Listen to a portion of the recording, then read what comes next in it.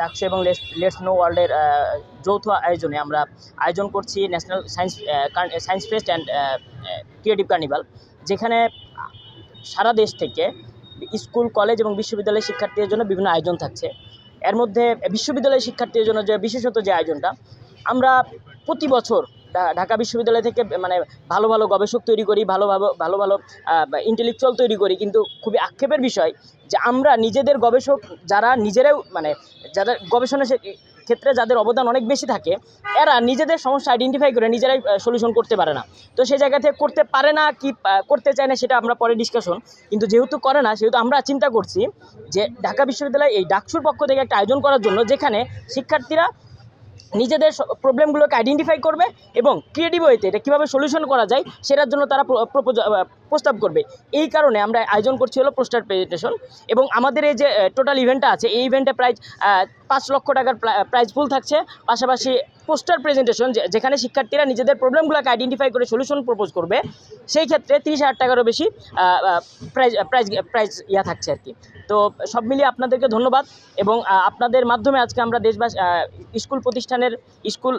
শিক্ষা প্রতিষ্ঠানের সকল শিক্ষার্থীকে এই মেসেজ দিতে চাই যে নিজেদের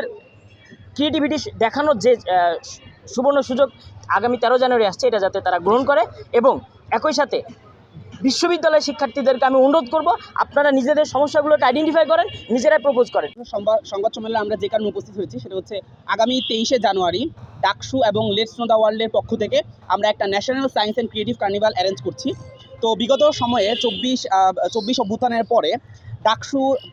ডাকসু হওয়ার পর থেকে ডাকসু বিশ্ববিদ্যালয় ক্যাম্পাসের জন্য অনেক উন্নয়নমূলক কার্যক্রম করেছে। তারই ধারাবাহিকতায় আমরা এমন একটি ইভেন্ট লঞ্চ করছি যার মাধ্যমে শিক্ষার্থীরা নিজেরাই নিজেদের সমস্যার সমাধান করতে পারবে। আমরা এই যে national science and creative carnival launch করছি, এখানে শুধুমাত্র বিশ্ববিদ্যালয়ের শিক্ষার্থীদের জন্য একটা আকর্ষণীয় ইভেন্ট আমরা রাখছি, সেটা হচ্ছে পোস্টার প্রেজেন্টেশন। তো এই পোস্টার প্রেজেন্টেশনের মাধ্যমে শিক্ষার্থীরা তাদের নিজেদের হলের বাইরের নিজেদের ক্যান্টিনের যে সমস্যাগুলো আছে সেই সমস্যাগুলোকে অ্যানালাইসিস করে পোস্টারে প্রেজেন্ট করতে পারবে, এবং তাদের পার্সপেক্টিভ থেকে তাদের এন্ড থেকে এটা কীভাবে সমাধান করলে সবচেয়ে কার্যকরী উপায়ে সমাধান করা যায় এবং বিশ্ববিদ্যালয়ের শিক্ষার্থীদের জন্য উপকার হয় সেটা তারাই আমাদেরকে প্রপোজ করবে। এবং বিশ্ববিদ্যালয়ের যে অ্যাডমিনিস্ট্রেশন আছে এবং আমাদের যে ডাকসু আছে, ডাকসুর পক্ষ থেকে যে রিপ্রেজেন্টেটিভ ভাইরা তারা তাদের এই যে পোস্টার প্রেজেন্টেশনগুলো সেগুলো দেখবেন, এবং এখান থেকে টপ 2 থেকে 3টি সলিউশন যেটা নিয়ে বিশ্ববিদ্যালয়ে কাজ করলে শিক্ষার্থীদের উপকার হবে সেগুলো নিয়ে হচ্ছে পরবর্তীতে আমরা ডাকসুতে কাজ করব। এছাড়াও